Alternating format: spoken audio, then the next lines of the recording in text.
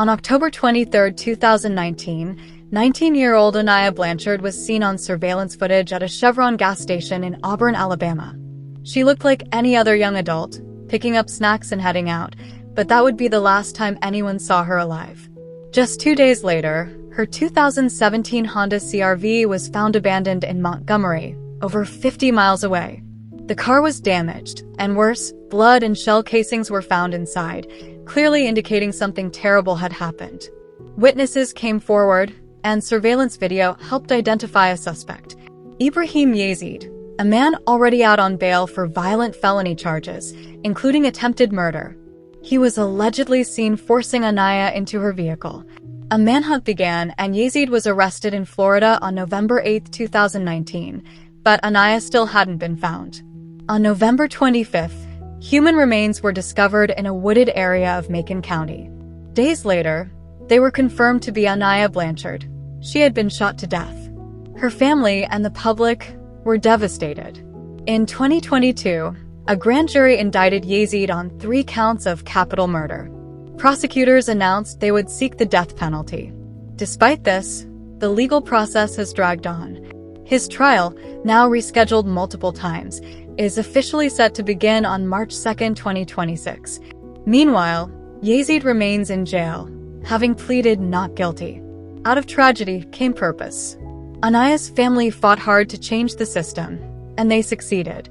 Anaya's law, passed in Alabama, now allows judges to deny bail to violent offenders awaiting trial.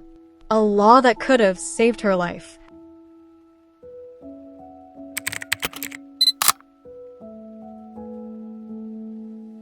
Carol Maltese was just 26 years old.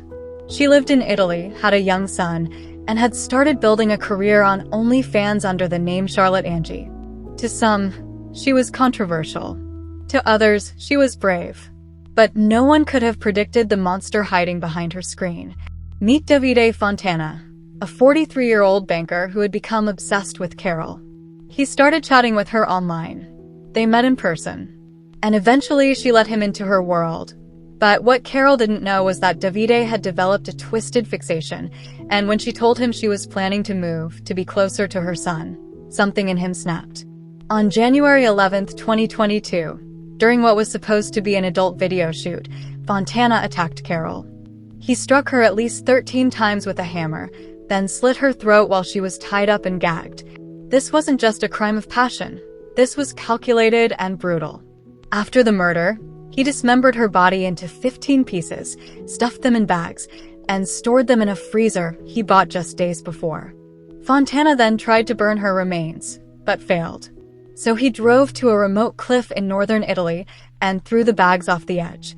On March 21, 2022, a hiker stumbled upon the gruesome discovery. Police were able to identify the body thanks to Carol's tattoos, which matched images from her social media. During the investigation, Fontana was found impersonating Carol online, replying to messages to make it look like she was still alive, but it didn't take long before he confessed everything to police. In 2023, Davide Fontana was sentenced to 30 years in prison, but that wasn't the end. After public outrage and an appeal that exposed just how premeditated the killing was, the court upgraded the sentence to life imprisonment in May 2025. Fontana also requested to take part in a restorative justice program, a move that was rejected outright by Carol's family. Carol's death is a horrifying reminder of what can happen when obsession turns into violence. She was a mother, a creator, and a human being, and she deserved so much more.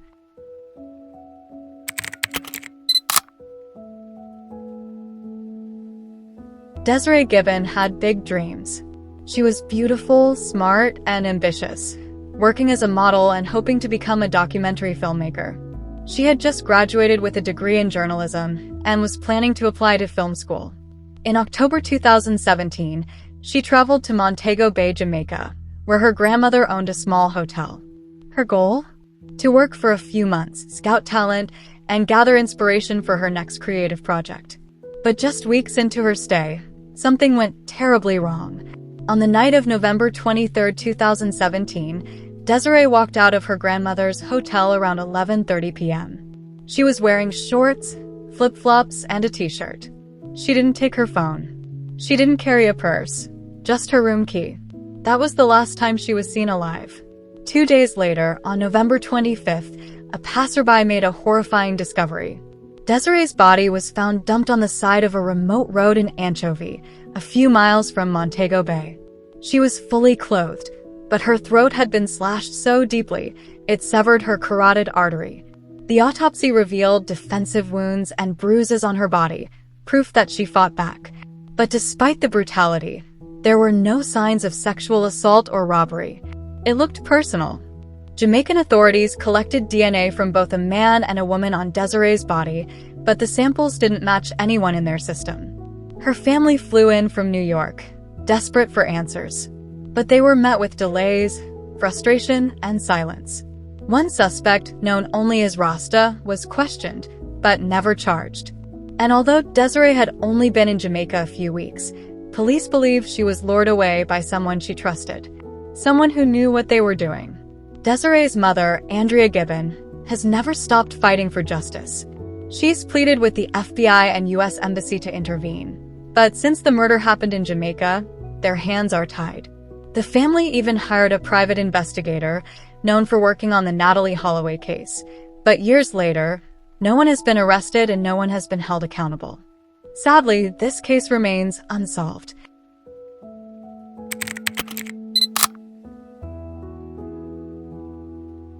It was supposed to be just another quiet night shift at a small-town convenience store. But what happened next would leave a family shattered and a town haunted for over 4 decades. In the summer of 1979, Lois Ency was just 25 years old. A mother to 2 little girls, just 2 and 4 years old, Lois had started working the night shift at a convenience store off Highway 271 in Fort Smith, Arkansas. It was only her second night working alone. And sadly, it would be her last. Late into the night, customers walked into the store expecting to see Lois behind the counter, but she wasn't there. The store was completely empty. Lights on, doors open, but no sign of Lois anywhere.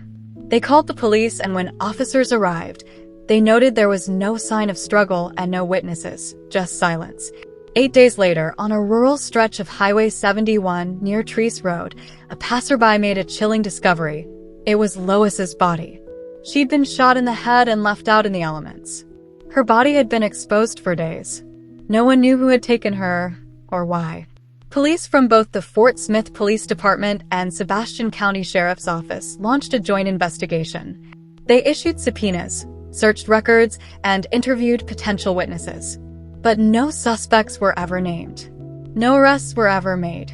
The case quickly went cold. And it's remained that way for more than 40 years. Lois's daughters were left without a mother. They grew up with only memories and unanswered questions. The pain never faded, and justice never came. Despite the passage of time, her family and the Fort Smith community haven't given up hope. Groups like Revamp continue to advocate for cold cases like Lois's, urging anyone with knowledge, even after all these years, to come forward. Her family deserves justice, and this case deserves to be solved.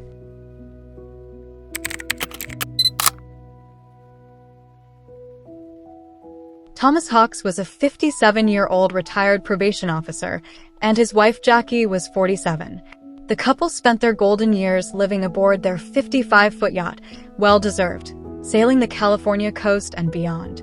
But when their first grandchild was born, they decided it was time to sell the boat and move closer to family. They listed the yacht for sale in Newport Beach, California, never imagining the trap they were walking into. Meet Skylar DeLeon, a former child actor turned con artist, who expressed interest in buying the yacht.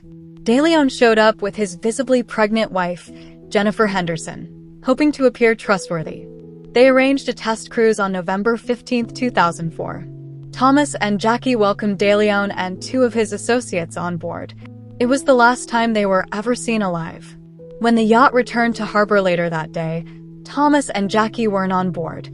Their family reported them missing, but there were no signs of a struggle, and the boat appeared clean. Investigators quickly grew suspicious. The title of the yacht had already been signed over. Power of attorney documents had surfaced, and their bank accounts were being drained. Eventually, the horrifying truth was uncovered. De Leon and his accomplices, John Fitzgerald Kennedy and Alonzo McCain, had forced the couple to sign legal documents transferring ownership of the yacht and granting financial control. Then, with their hands and eyes taped, Thomas and Jackie were handcuffed to the anchor of their own yacht and thrown overboard alive off the coast of Newport Beach. Their bodies were never found. Thanks to confessions and testimony, De Leon and his crew were arrested and tried. Skylar De Leon was convicted of double murder and sentenced to death. John Kennedy also received the death penalty. Jennifer Henderson was sentenced to life without parole. Alonzo McCain, who later cooperated with investigators, received 20 years. Another man, Myron Gardner, served time for his involvement. This was a crime driven by greed and masked by a fake smile and a handshake. Thomas and Jackie Hawks lived a life many would envy until it was taken by those who saw only dollar signs. Though their bodies were never recovered, their story serves as a sobering reminder that evil doesn't always look like a monster. It sometimes shows up as a buyer.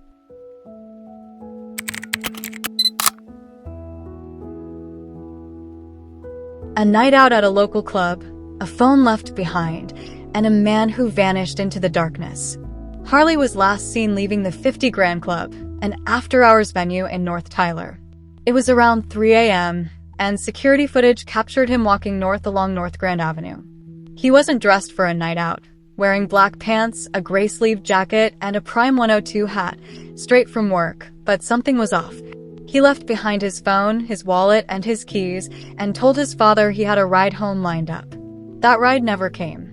Harley vanished into the night and hasn't been seen since. Days later, his family reported him missing. They immediately knew something was wrong. Harley wasn't the type to just disappear. He was responsible, loved, and grounded. Volunteers, police, and even game wardens began scouring the area. Drones, sonar, underwater cameras, and canine teams were all brought in. Nearby creeks, wooded areas, and even retention ponds were searched, but nothing was found. One possible lead came from a Walmart in Longview, where a man resembling Harley was spotted. But that sighting went nowhere. Speculation quickly began swirling online. Some believe foul play was involved. Others wonder if Harley was drugged or lured out of the club. To this day, there's no surveillance, no witnesses, and no physical evidence to prove any theory, and this case remains unsolved.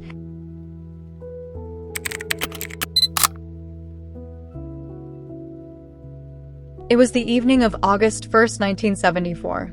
11-year-old Lillian Annette Anderson, who went by Annette, and 6-year-old Mylette were home alone on Rowe Avenue in Jacksonville.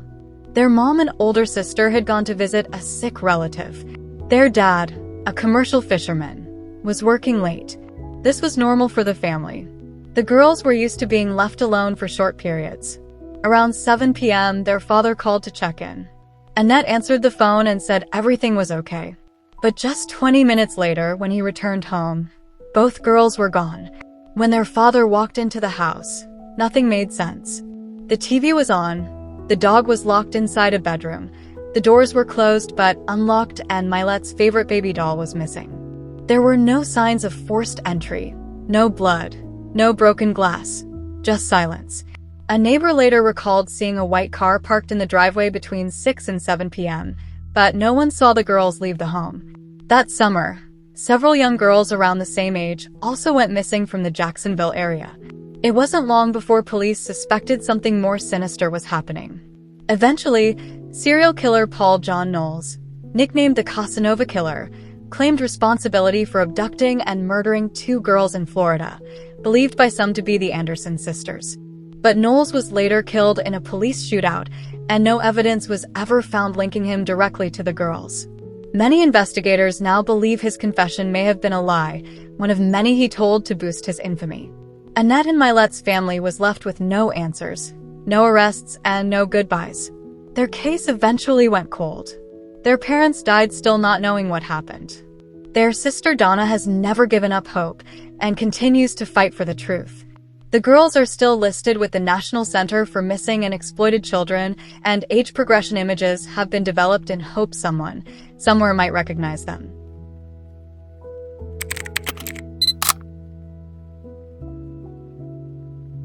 It was June 15, 2018, a typical summer afternoon. Marqualus Davis, 33 years old, pulled into a Marathon gas station on Peachers Mill Road, right off the 101st Airborne Division Parkway in Clarksville. Surveillance footage shows him exiting a red and white truck, calmly walking into the store, using the restroom, and then walking out, toward the dumpsters behind the building. That was the last time he was ever seen. Marqualus didn't come back, he didn't return to his family, didn't answer his phone, and his truck was gone. No one at the gas station saw or heard anything unusual. Oddly, texts were still being sent from his phone shortly after he walked off camera, but those messages stopped completely, and no phone records or bank activity have surfaced since. It was like he vanished into thin air. His mother, Kim Davis, immediately reported him missing. She and his loved ones canvassed neighborhoods, handed out flyers, and held prayer vigils in local parks. But despite years of searching, no suspects, no leads, and no remains have been found. Police still classify the case as a missing person, but many, especially his family, believe something far more sinister happened that day. Marqualus wasn't just another name on a flyer. He was a father of 6, a quiet, caring soul who loved his kids, family, and friends. Described as kind and loyal, his disappearance left an enormous hole in the lives of those who knew him. His mother continues to fight for answers, never giving up hope, even as years go by with no resolution.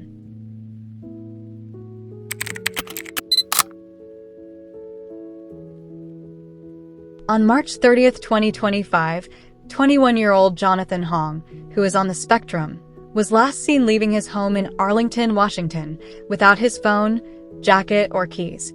Jonathan, known for his gentle nature, carried a Wi-Fi-only iPad and no means to contact anyone. The Snohomish County Sheriff's Office estimates he left between 7:30 p.m. and early morning hours. He doesn't use public transport by himself, struggles with problem solving, and may not know how to return home. By the time his family realized he was gone, the trace had already vanished. Authorities launched a massive 6-day search involving over 150 volunteers, canine teams, drones, and helicopters. They logged more than 4,000 man-hours, combing terrain near Arlington. But no trace of Jonathan was found. Then, in late June, Jonathan's family identified a potential sighting. A Ring doorbell camera in Kirkland, 40 miles from home, captured a man resembling Jonathan walking on Northeast 114th Lane. The family is deeply convinced it's him. Jonathan's family has voiced strong criticism over the slow response from the Snohomish County Sheriff's Office, arguing that as a vulnerable, disabled adult, the case should have been treated as a crime or possible kidnapping. They've filed formal complaints, petitioned for FBI involvement, and funded private investigators themselves. Many believe foul play is a real possibility. Jonathan is verbal, responds to his name, and is described by loved ones as gentle, kind, and deeply loved. But he has challenges. He doesn't know phone numbers or addresses, and can become overwhelmed if lost or stressed. There is currently a $10,000 reward for any information about his whereabouts. Even if you think it's a small clue, it can be a huge help to his family and the community because as of today, this case remains unsolved.